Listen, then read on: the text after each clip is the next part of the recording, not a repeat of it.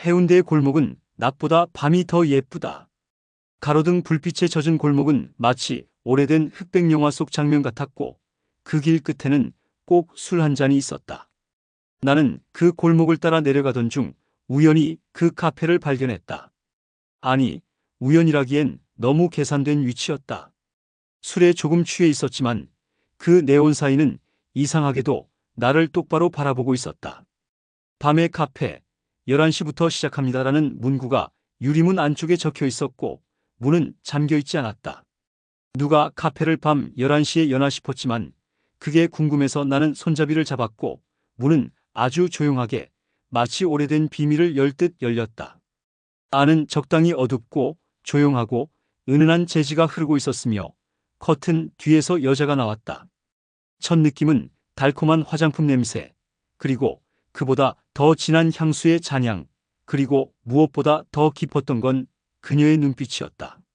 나보다 조금은 어려 보였지만 세상살이를 꽤 많이 겪은 듯한 여자의 눈, 그 눈이 나를 쭉 훑더니 다가와선 천천히 와인을 따라주며 물었다.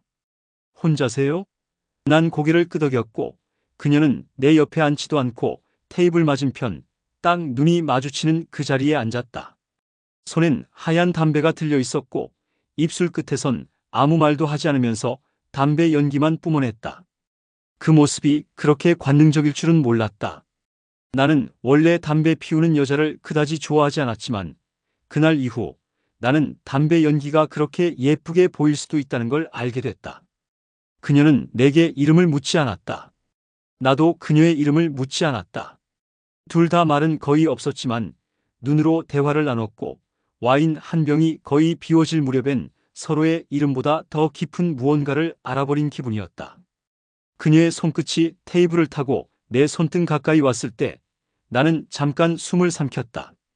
그녀는 웃지도 않았고 아무 말도 하지 않았지만 손끝이 머문 그 감촉은 그 어떤 말보다 진했다. 바깥엔 바람이 거세졌고 해운대의 밤바다 소리가 멀리서 들려왔다. 나는 그날 그곳에서 무언가를 시작해버린 것이다. 이름도 직업도 나이도 모르는 여자와의 은밀한 인연을.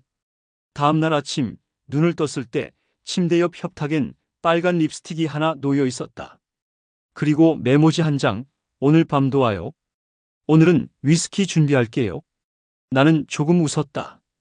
해운대에 온 건 원래 전처와의 이혼 서류를 넘기러 변호사를 만나기 위해서였다. 그런데 지금 나는 그 서류가 담긴 가방을 바닥에 내려두고 있었다. 그녀와의 밤은 단순한 유혹이라기보다는 잠든 감각이 살아나는 느낌이었다. 늘 회사, 아파트, 그리고 회식만 반복하던 내 일상에 누군가 바람을 불어넣은 것이다. 나도 나를 잊고 살았던 어떤 감각들이 그녀 앞에선 되살아났다.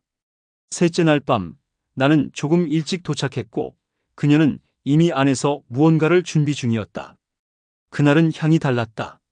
라벤더 대신 자스민, 그리고 음악도 재즈가 아닌 탱고였다. 나는 묻지 않았지만 그녀는 탱고를 좋아한다고 말했다. 처음으로 그녀가 말을 건넨 날이었다. 조용히 위스키를 따르던 손끝이 내 팔에 머물렀고 이번엔 내가 먼저 그녀의 손을 잡았다. 손이 따뜻했다. 아주 오래된 연인을 다시 만난 기분이었다. 다음 장면은 기억이 선명하지 않다. 음악 소리, 바람 소리, 유리잔 부딪히는 소리, 그리고 그녀의 입술이 너무 가까웠다는 사실만 또렷했다. 방 안의 조명이 꺼졌을 때 나는 이미 벗어던지고 있었다. 옷이 아니라 내 지난날의 무게를. 그녀의 입술과 어깨, 그리고 손끝의 리듬은 아주 잔잔하게, 그러나 명확히 내 일상의 틈을 벌려놨다. 우리는 많은 이야기를 나누지 않았지만 밤마다 서로를 더 알아갔다. 알고 싶지 않아도 알아지는 것들이 있었고 알려고 하지 않아도 읽히는 감정들이 있었다. 그리고 나는 어느 순간부터 해운대에 머물 핑계를 찾기 시작했다. 일도 약속도 모두 미루고 싶어졌다. 다만 밤이 오기 전까지만 그녀 곁에 있고 싶었다. 그런데 넷째 날 밤, 문이 잠겨 있었다. 처음으로. 나는 문을 두드리지도 않았고 전화도 하지 않았다. 어차피 우리는 서로 이름도 모르는 사이였다. 그냥 돌아섰다. 그런데 등 뒤에서 문이 열리는 소리가 들렸다. 그녀는 평소보다 더 진하게 화장을 하고 있었고 눈이 조금 부어 보였다. 난 아무 말 없이 그녀를 바라봤고 그녀는 내 팔을 잡아 끌며 말했다. 오늘은 안에 들어오지 말고 같이 바다 보러 가요. 우리는 해운대 백사장을 따라 걷기 시작했고 그녀는 처음으로 자신의 이야기를 꺼냈다. 결혼 생활에 대한 이야기, 남편이 아닌 남편에 대한 이야기, 그리고 한 번도 사랑받지 못한 여자에 대한 고백. 나는 말없이 들었다. 위로하려 하지도 끼어들지도 않았다. 다만 손을 꼭 잡아주었다. 그녀의 손은 전보다 차가웠지만 그 차가움 속에서 따뜻함을 느꼈다. 바닷바람이 불어와 그녀의 머리카락이 내 얼굴을 스쳤다. 그때 깨달았다. 나는 이 여자를 그냥 스쳐 지나갈 수 없겠다는 걸. 그날 이후 우리의 관계는 조금 달라졌다. 여전히 은밀했고 여전히 말은 적었지만 감정은 명확해졌다. 우리는 서로를 찾았다. 그녀는 이제 밤 11시 카페 문을 열기 전에 내게 전화를 걸었다. 오늘은 피노 누아예요. 좋아하세요?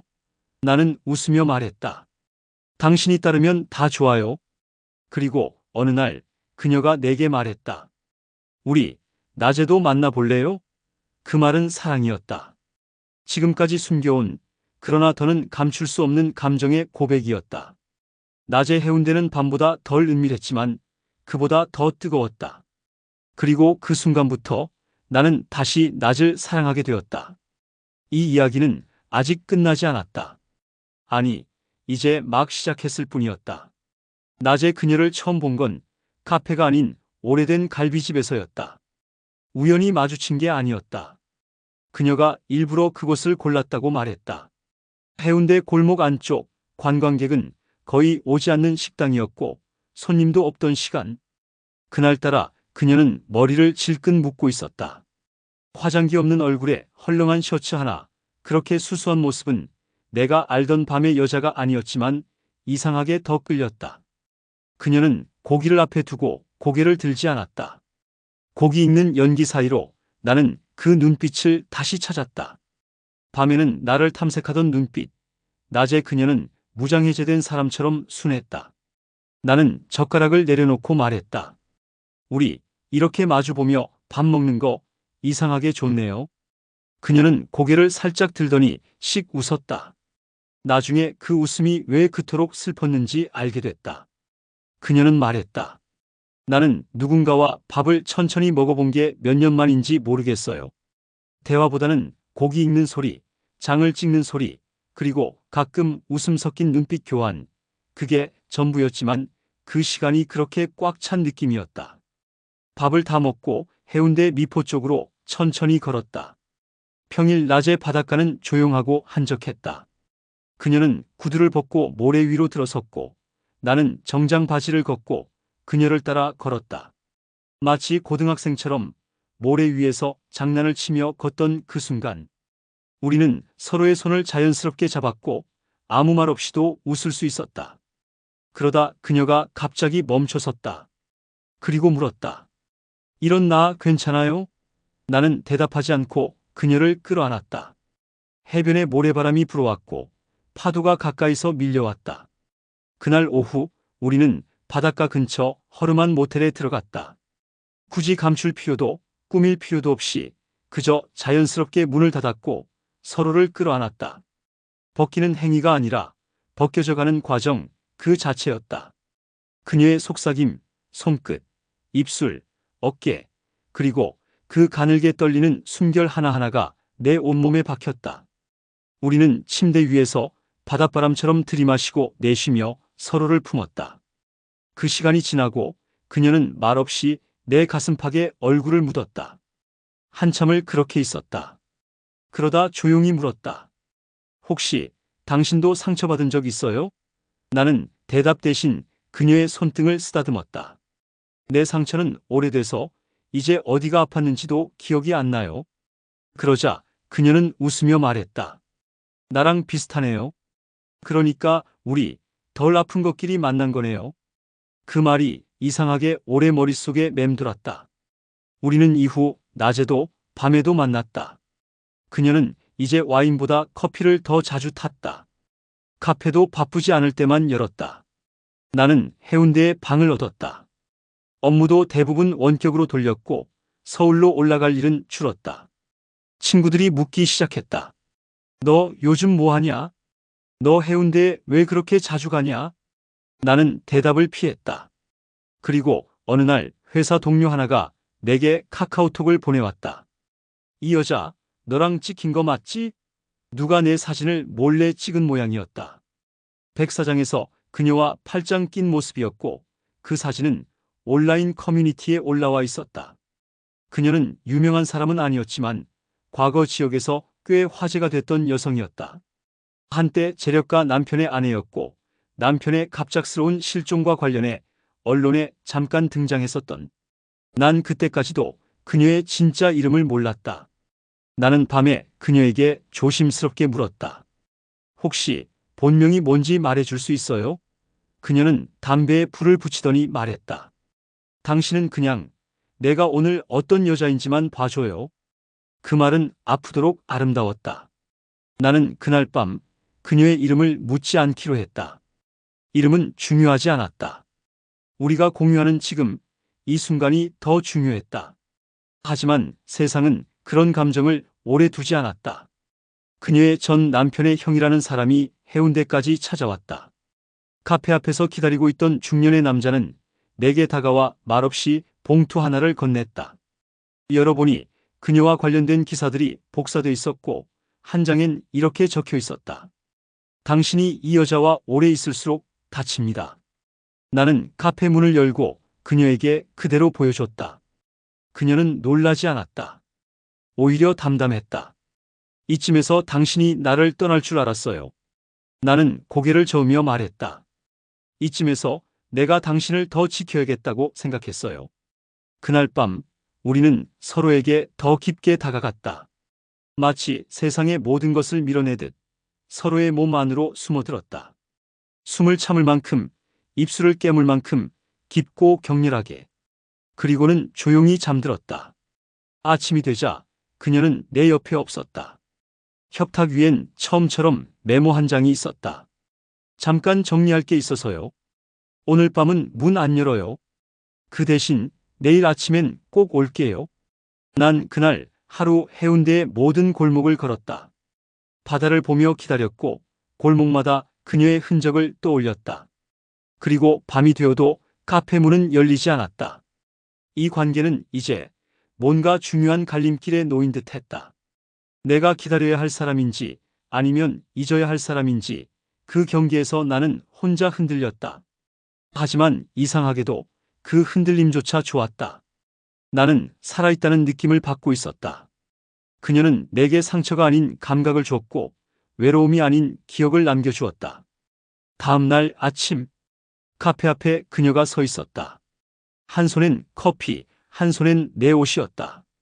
밤새 카페의 묵은 흔적들이 얼굴에 가득했다. 그녀는 웃으며 말했다. 미안해요. 너무 당신이 좋아서 도망쳤어요. 그 말은 다시 시작해도 좋겠다는 뜻이었다. 나는 그녀의 손을 잡았다. 해운대의 아침 햇살이 그 위에 내려앉았다. 그리고 우리가 함께 걷는 그림자가 하나가 되었다. 그녀와 손을 잡고 걷는 아침 해운대의 백사장은 밤보다 훨씬 정직했다. 어두움이 덮어주던 시간과는 달리 아침은 모든 걸 보여주었다. 그녀의 피곤한 눈빛, 약간의 떨림, 그리고 어제 내게 남긴 메모의 잔향까지도. 우리는 말없이 걸었다. 마치 말로 할 수 없는 것들을 바닷바람에 맡기려는 듯. 그녀는 내 팔에 기대며 중얼거렸다. 밤은 늘 용감한데 아침이 오면 겁이 나요. 나는 아무 대답 없이 그녀의 어깨를 감싸 안았다. 우리가 머문 숙소에 도착했을 때 그녀는 침대에 기대앉아 가방을 열더니 작은 상자를 꺼냈다. 은빛 열쇠 하나가 들어있었다. 이건 당신 혼자 있을 때 쓰는 열쇠예요. 카페 뒷문 열쇠. 그녀는 그것을 내 손에 쥐어주며 말했다. 혹시 내가 없을 때 그 이상은 말하지 않았다. 하지만 나는 알 수 있었다. 그녀는 언젠가 정말로 사라질지도 모른다는 불안을 품고 있었다. 그날 이후 그녀는 조금씩 달라졌다. 낮에도 카페를 열었고 손님이 몇 명씩 찾아오기 시작했다. 해운대 현지인들 중 그녀를 아는 사람이 있었는지 멀리서 그녀를 바라보며 수근거리는 무리도 보였다. 나는 신경 쓰지 않으려 했다. 우리만의 공간, 우리만의 시간이면 충분하다고 믿고 싶었다. 하지만 불안은 어느 순간 틈을 비집고 들어오기 마련이었다. 어느 오후 나는 카페를 찾았지만 그녀는 없었다. 열쇠로 문을 열고 들어갔고 카운터 안쪽엔 그녀의 핸드폰이 놓여 있었다. 꺼진 화면, 그리고 곧 울린 진동. 발신자는 권 변호사였다. 나는 전화를 받지 않았다. 하지만 그 이름은 어딘가 익숙했다. 서울에서 내가 이혼 서류 때문에 만났던 그 사무실 벽에 걸린 이름이었다. 그 순간 머릿속이 복잡해졌다. 설마 그녀와 같은 변호사? 그녀는 나에 대해 훨씬 더 많은 것을 알고 있었던 것일까? 밤이 되어서야 그녀가 돌아왔다. 옷이 젖어 있었고 얼굴은 말라 있었지만 눈은 젖어 있었다. 무슨 일 있었어요? 묻는 내게 그녀는 조용히 말했다. 그냥 옛날 흔적 좀 정리했어요. 나는 참아왔던 질문을 꺼냈다. 권 변호사, 당신도 아는 사람인 거죠? 그녀는 고개를 숙이며 대답했다. 미안해요. 당신이 처음 카페에 왔을 때 나는 이미 당신을 알고 있었어요. 사실 그날 당신이 내게 들어올 줄 몰랐지만 들어왔을 때 놓치고 싶지 않았어요. 그 고백은 충격이었다. 모든 순간이 연기였던 건 아니란 걸 알지만 나도 그 순간만큼은 거짓으로부터 자유롭지 못했다. 나는 한참 동안 아무 말도 못했다. 그리고 말했다. 우리 잠깐만 떨어져 있어요. 그녀는 눈을 감았고 고개를 끄덕였다. 나는 다시 서울로 올라갔다. 며칠간 그녀와 연락을 끊고 회사 일에 몰두했다. 그런데 어느 날 내 책상 위에 작은 택배 하나가 놓여 있었다. 보내는 사람, 이름 없음. 열어보니 카페에서 우리가 같이 듣던 탱고 음악 CD, 그리고 메모 한 장. 나는 아직도 당신의 손이 그립습니다. 나는 그날 밤 기차를 탔다. 해운대에 도착한 건 새벽 3시. 카페는 당연히 닫혀 있었다. 열쇠를 꺼내 뒷문을 열고 들어섰다. 안에는 그녀가 있었다. 불 꺼진 카운터에서 조용히 앉아 있다가 내 발소리에 고개를 들었다. 그리고 천천히 일어났다. 우리는 아무 말 없이 서로를 안았다. 오랜 이별 뒤에 재회 같았다. 그날 밤 우리는 침대가 아닌 카페 한가운데 커튼 뒤 작은 소파 위에서 서로를 품었다. 숨소리와 심장소리, 그리고 오래 눌러왔던 감정들이 터져나오는 그 순간 우리는 그 어떤 말보다 더 진하게 서로를 나눴다. 그리고 그녀는 말했다. 나 당신이랑 이 바다를 떠나고 싶어요. 어디든 괜찮아요. 당신만 있다면. 이제 우리가 걸어야 할 길은 하나였다. 그런데 운명은 그 단순함을 허락하지 않았다. 다음 날 아침 경찰이 카페 앞에 도착했다. 그녀는 나를 보며 말했다. 미안해요. 그 사람들 예전 남편의 투자 사기 문제 아직도 끝나지 않았나 봐요. 그녀는 연행되었고 나는 멍하니 그 뒤를 쫓았다. 경찰차에 태워지는 그녀를 보며 나는 알았다. 나는 이제 이 여자를 절대 놓을 수 없다는 걸. 이름도 과거도 진실도 모두 알게 된 지금 나는 더 이상 그저 카페의 손님이 아니었다. 나는 그녀의 사람, 그녀의 전부가 되어버린 것이다. 해운대의 바다는 여전히 잔잔했다. 그러나 내 마음은 폭풍처럼 요동쳤다. 그녀를 위한 싸움을 이제 내가 해야 할 차례였다. 그녀가 경찰차에 타고 떠나는 걸 가만히 지켜보며 서 있었던 그 새벽 해운대는 너무나 조용했다.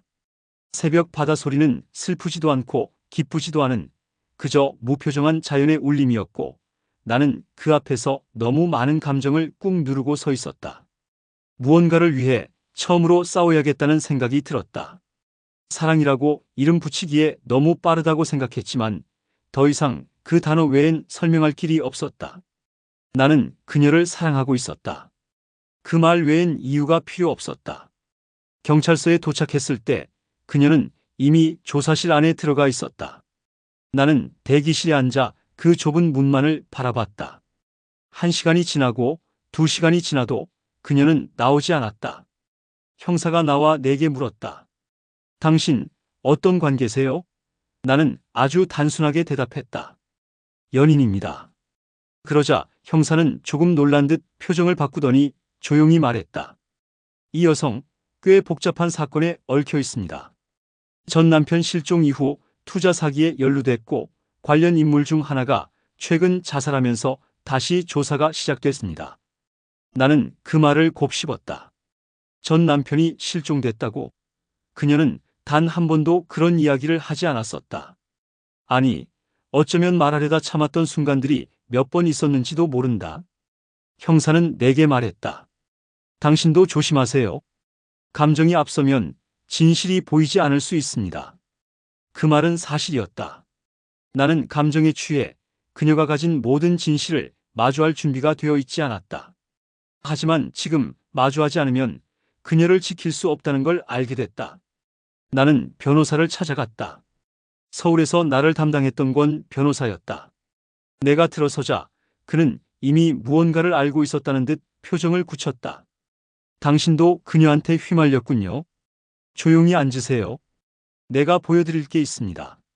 그는 그녀와 전 남편의 사업계약서 복사본, 언론 기사, 그리고 당시 경찰 조서 일부를 내게 보여줬다.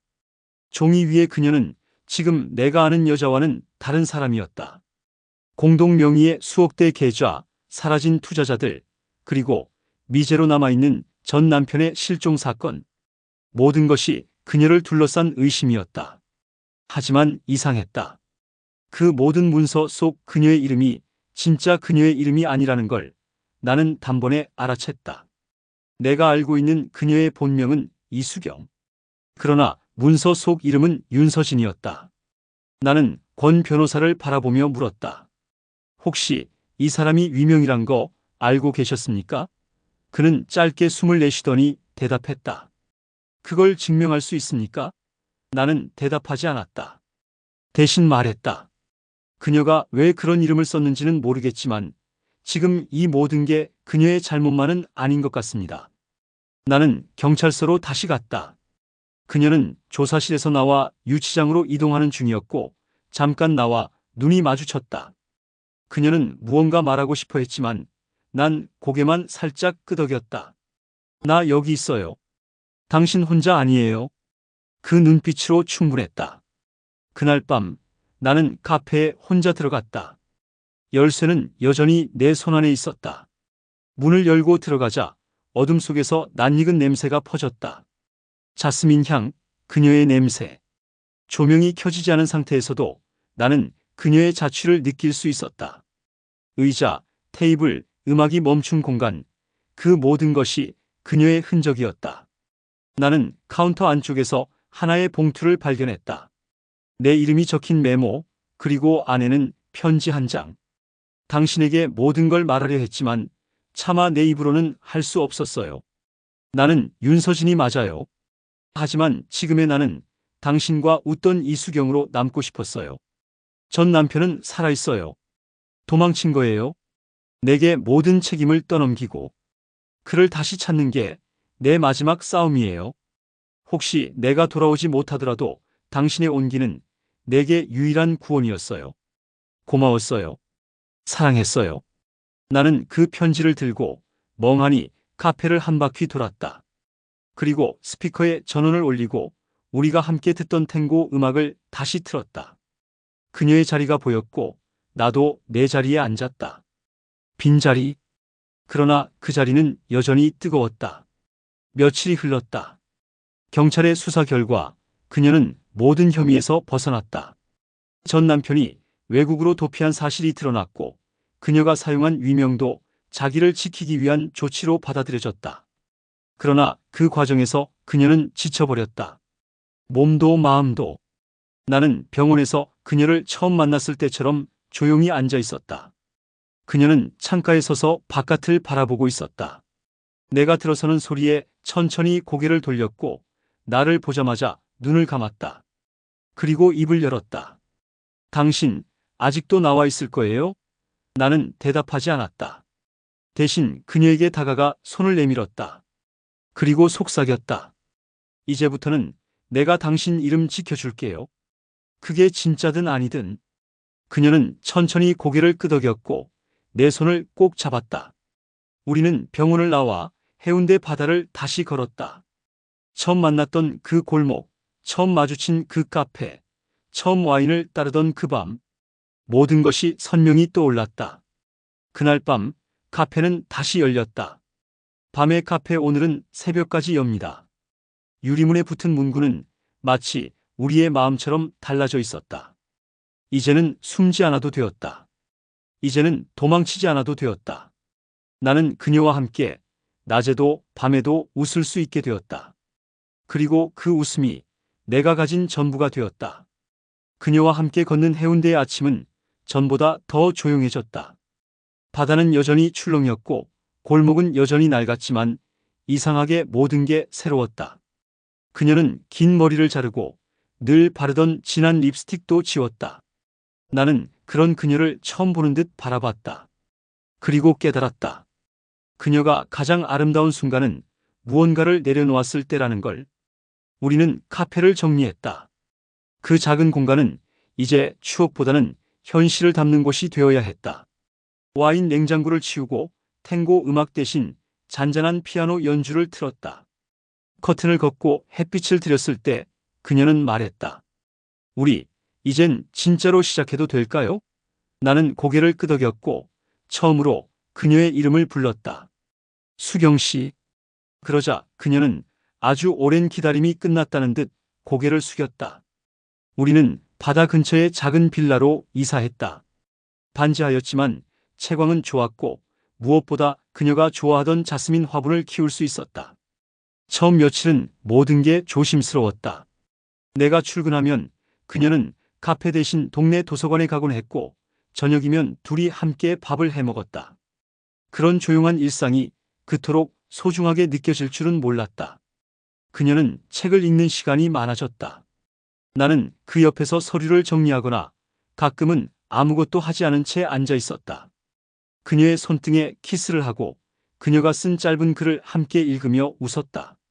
하지만 그런 평화는 늘 그렇듯 오래가지 않았다. 어느 날 그녀가 카페에서 누군가와 마주쳤다. 한 여자가 찾아왔고 카운터 앞에서 조용히 그녀에게 봉투를 건넸다.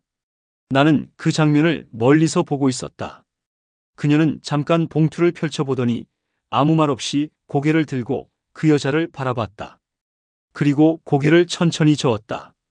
그날 밤 나는 조심스럽게 물었다. 아는 사람이에요? 그녀는 고개를 숙이며 말했다. 전 남편의 누나예요. 가족이 아직도 날 의심하고 있나 봐요. 나는 손을 뻗어 그녀의 손을 잡았다. 이제는 괜찮아요. 그들도 곧 알게 될 거예요. 당신이 어떤 사람인지. 며칠 뒤 그녀는 편지를 썼다. 전 남편의 가족에게. 길지도 않았고 감정적인 내용도 없었다. 그저 자신의 입장, 자신이 버티며 살아온 이유, 그리고 다시는 그들과 엮이고 싶지 않다는 선언이었다. 그 편지를 쓴 그녀는 밤새 잠을 자지 못했다. 나는 그 옆에서 조용히 그녀의 손을 잡고 있었다. 우리는 점점 더 서로에게 녹아들었고, 이제는 부부라는 말이 자연스러워질 정도로 가까워졌다. 법적인 결혼은 아니었지만, 우리는 그 어떤 부부보다 서로를 깊이 이해했다. 싸우는 날도 있었고, 말없이 등을 돌리고 잠든 날도 있었지만, 다음 날이면 꼭 아침밥을 함께 먹었다. 그리고 어느 날 그녀가 말했다. 나 글을 써보고 싶어요. 내 이야기를. 당신과의 이야기까지. 나는 놀랐지만 그녀가 왜 그런 결심을 했는지 알 수 있었다. 그녀는 이제 숨고 싶지 않았다. 그녀는 해운대의 조용한 북카페에 원고를 보내기 시작했고 몇 주 뒤 작은 출판사에서 연락이 왔다. 그녀의 글이 실린 수필집이 나온다는 소식은 우리 둘에게 처음으로 밝은 미래를 보여줬다. 책 제목은 해운대 그리고 당신. 그날 우리는 카페를 닫고 조용한 축하 파티를 했다. 와인 대신 맥주, 케이크 대신 분식, 그리고 음악은 그녀가 고른 피아노곡. 나는 그날 밤 처음으로 눈물을 흘렸다. 기쁨이란 감정이 이렇게 조용히 찾아올 수 있다는 걸 처음 알았다. 하지만 이야기는 거기서 끝나지 않았다. 책이 출간되자 그녀의 과거가 다시 온라인을 타고 퍼지기 시작했다. 사람들은 과거 기사들을 끄집어냈고 댓글에는 그녀를 향한 익명의 말들이 가득했다. 나는 분노했고 그녀는 침착했다. 그녀는 말했다. 나 이 정도는 견딜 수 있어요. 이제는 그들의 말보다 내 사람이 믿어주는 게 더 커요. 나는 그녀의 어깨에 머리를 기댔다. 그리고 속삭였다. 당신 정말 강한 사람이에요. 그 말에 그녀는 처음처럼 담배도 피우지 않고 눈물도 흘리지 않고 아주 조용히 웃었다. 그해 겨울 우리는 첫 커플 사진을 찍었다. 해운대 백사장, 바람 불던 날. 그녀는 흰 코트를 입었고 나는 그 옆에서 장갑 낀 손으로 그녀의 손을 꼭 잡고 있었다. 사진엔 바다도 있었고 모래도 있었고 우리 둘의 그림자가 길게 늘어져 있었다. 그리고 나는 깨달았다. 이 사랑은 해운대 같았다. 낮엔 투명하고 밤엔 짙고 바람 부는 날엔 아프지만 결국 매일 다시 밀려오는 것. 떠나도 다시 돌아오는 것. 그녀의 수필집이 출간된 날 해운대 서점가에 작은 이슈가 생겼다. 조용히 살아온 그녀의 이름이 책 표지에 실리자 잊힌 듯했던 과거가 다시 표면 위로 떠오르기 시작했다. 책은 생각보다 많은 관심을 받았다. 따뜻하고 담백한 문장, 그리고 그녀 특유의 슬픔을 품은 시선이 독자들의 가슴을 파고들었고 SNS에서는 그녀의 글귀들이 카드 뉴스처럼 퍼졌다. 그 사람의 손이 나를 해운대의 한 모래알처럼 잊히지 않게 만들어줬다. 이별을 두려워하지 않게 된 순간부터 나는 사랑을 시작할 수 있었다. 사람들은 그를 좋아했지만 그녀의 이름을 좋아하지 않았다. 댓글엔 여전히 과거의 그림자를 들쑤시는 말들이 달렸다. 하지만 그녀는 담담했다. 오히려 나보다 더 평온하게 조용히 말하곤 했다.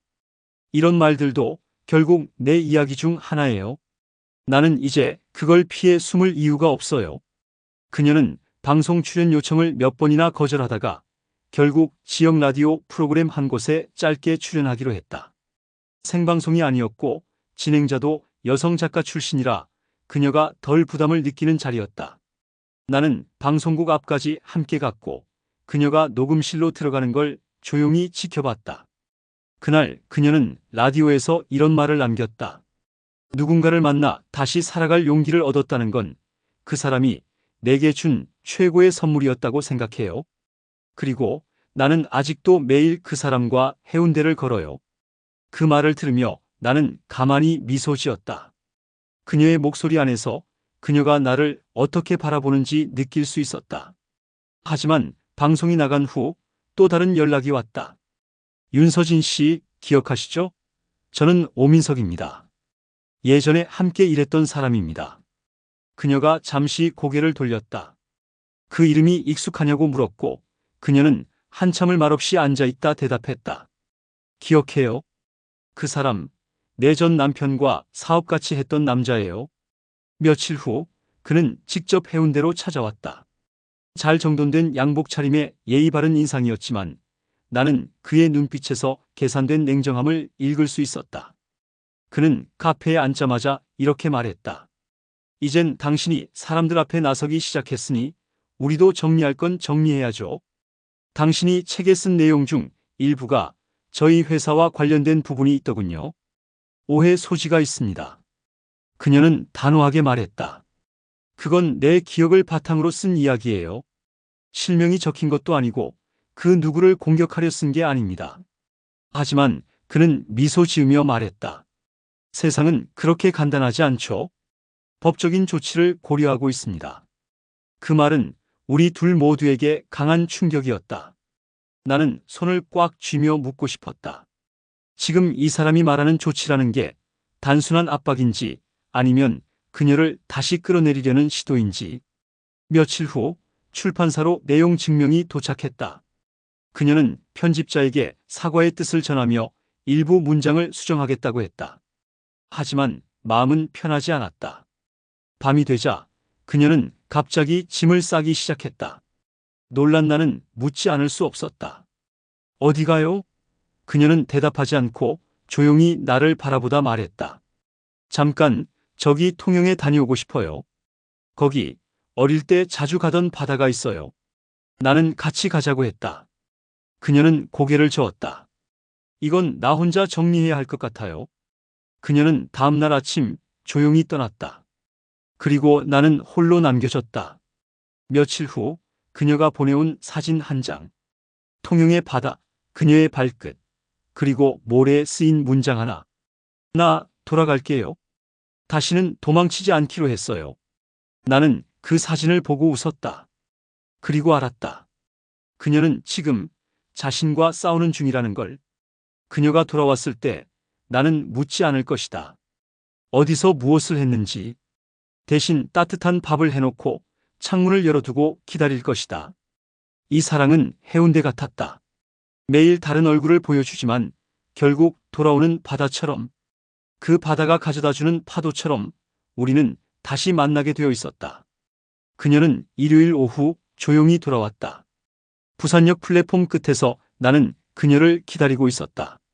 흰색 셔츠에 바람에 흩날리는 머리칼, 손에는 아무 짐도 없이 텅 빈 손으로 서 있는 그녀의 모습을 보는 순간 나는 한 걸음에 달려가 그녀를 껴안았다. 말도 필요 없었다. 그 순간 모든 것이 돌아왔다. 우리의 호흡, 우리의 체온, 그리고 우리의 시간까지도. 그녀는 통영에서 오래된 친구를 만났다고 했다.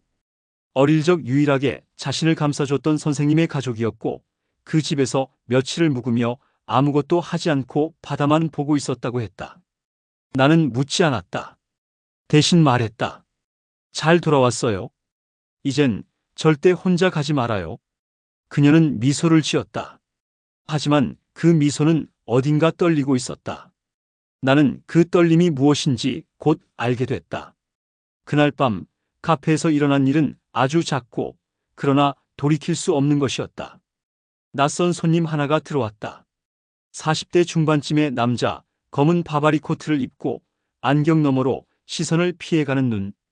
그녀는 그 남자를 보는 순간 얼굴이 굳어졌다. 나는 그녀의 손이 미세하게 떨리는 걸 느꼈다. 그 남자는 앉자마자 말했다. 오랜만이네요, 윤서진 씨. 나는 순간 공기가 변하는 걸 느꼈다. 그녀는 천천히 고개를 들더니 대답했다. 여기까지 찾아온 이유 들어볼까요? 그 남자는 전 남편이었다. 아니, 죽었다고 알려졌던, 실종된 채 수년간 사람들 기억에서 사라졌던 그 남편. 그는 여전히 살아있었고 그녀 앞에 나타났다. 나는 숨을 삼켰다. 그는 나를 보며 고개를 끄덕였다. 당신이 그 사람이군요. 내 아내랑 지낸다는. 그녀는 그 말을 듣자마자 조용히 말했다. 우리는 더 이상 부부가 아니에요. 법적으로도 감정적으로도. 그 남자는 웃었다. 법적으로요? 당신 아직도 내 이름으로 된 부동산이 뭔지 기억 못하죠? 당신 내 서류에 도장 찍은 거 많아요. 나는 자리를 박차고 일어났다. 뭐가 목적인지 모르겠지만 그만 나가시죠. 당신이 지금 무슨 짓을 하고 있는지 아십니까? 그 남자는 대답하지 않았다. 다만 봉투 하나를 꺼내더니 테이블 위에 올려놨다. 당신이 이 여자를 믿고 싶다면 이 안을 읽어보세요. 그는 조용히 돌아갔다. 그리고 우리 둘만이 남았다. 그녀는 테이블에 있는 봉투를 바라봤다. 펼쳐볼까 말까 고민하는 눈빛이었다. 나는 대신 봉투를 집어들었다. 봉투 안에는 사진 몇 장 그리고 서류 복사본 몇 개가 들어있었다. 사진은 그녀가 젊었던 시절 남편과 함께 찍은 사업 설명회 장면이었다.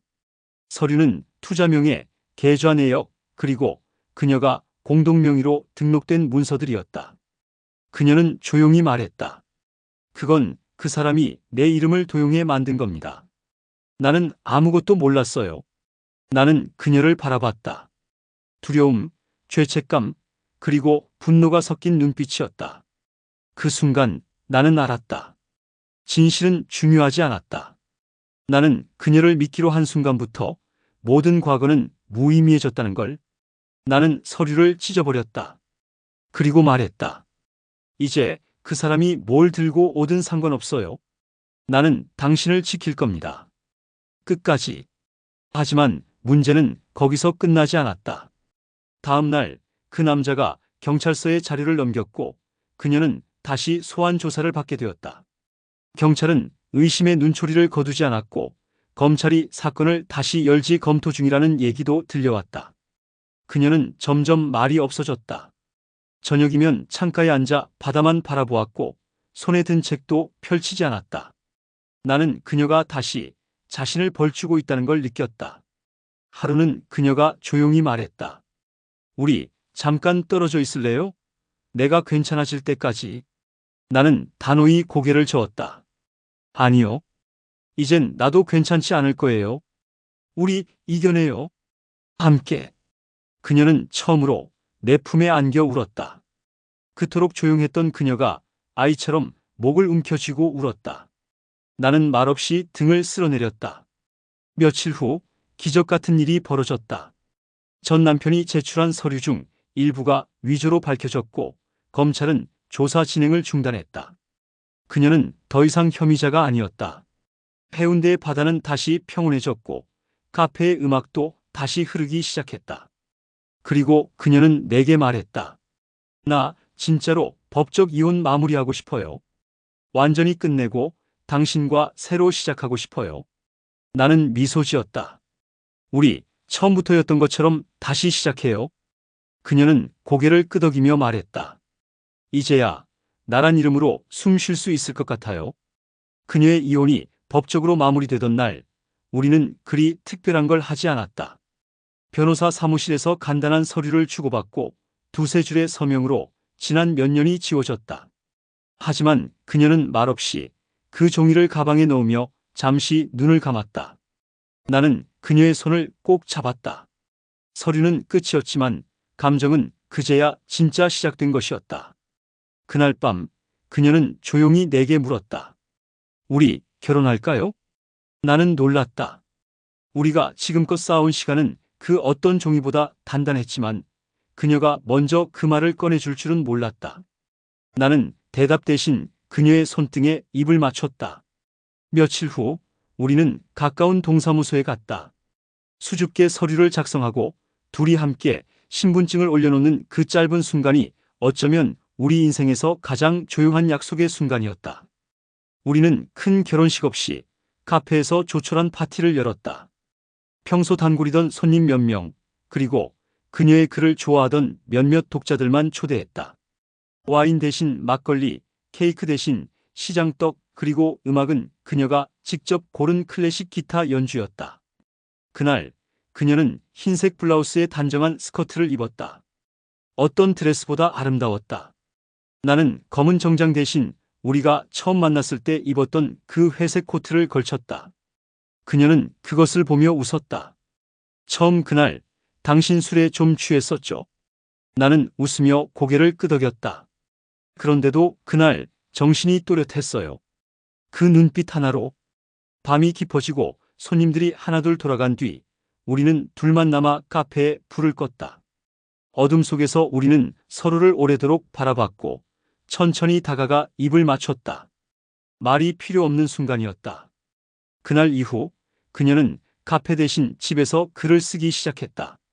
첫 번째 수필집이 잘 팔린 덕에 출판사에서 두 번째 원고를 요청했고 그녀는 지금까지의 사랑 이야기를 하나하나 꺼내 적기 시작했다.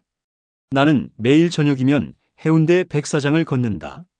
그녀는 자주 따라오지 않지만 가끔 내 뒤에서 조용히 걸음을 맞춰온다. 그리고 어느 날 그녀가 말했다. 우리 이 골목 끝에 집 하나 살까요? 작은 마당 있고 자스민 화분 둘 수 있는 곳. 나는 웃었다. 우리가 만난 이 골목에서 우리가 끝나지 않기를 바랐다. 그리고 우리는 골목 끝 작은 2층짜리 주택을 구했다. 오래된 창틀, 삐걱거리는 계단, 그러나 창밖으로 바다가 보이고 마당 끝에 그녀가 심은 자스민이 흔들리는 집. 그곳에서의 아침은 느렸다. 그녀는 늘 커피를 먼저 내렸고 나는 식탁을 정리했다. 가끔은 둘이 다툼도 있었고 가끔은 하루 종일 말도 안 했지만 밤이면 꼭 서로의 손을 잡고 잠들었다. 그녀는 두 번째 수필집을 마무리하며 나에게 부탁했다. 마지막 장엔 당신 이야기만 쓰고 싶어요. 나는 그 원고를 몰래 읽어보았다. 마지막 페이지엔 이렇게 적혀 있었다. 그 사람은 바다처럼 왔다. 조용히 스며들었고 한 번도 떠나지 않았다. 나는 그 사람 덕분에 나로서 살아갈 수 있게 되었다. 해운대의 파도처럼 매일 밀려오는 사랑 속에서 나는 숨을 쉬고 있다. 그가 나의 집이다. 나는 그 문장을 읽고 한참 동안 가만히 앉아 있었다. 그녀는 창밖에서 화분에 물을 주며 내 눈치를 보았다.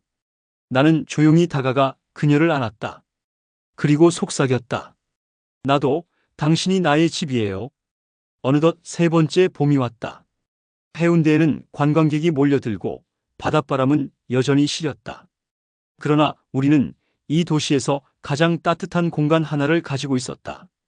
해운대 골목 끝, 자스민이 피는 집, 그리고 그 집 안에서 매일 서로를 마주보는 두 사람. 이제 나는 그녀의 이름을 부를 수 있고 그녀는 나의 미래를 이야기한다. 우리는 결혼이라는 제도보다 사랑이라는 일상 속에서 진짜 부부가 되었다. 이 이야기는 누군가에겐 평범할 수 있고 누군가에겐 영화 같을 수 있다. 하지만 우리에겐 너무도 조심스럽게 얻은 하나의 삶이었다. 그리고 나는 그 삶을 매일 사랑하기로, 매일 선택하기로 다짐한다.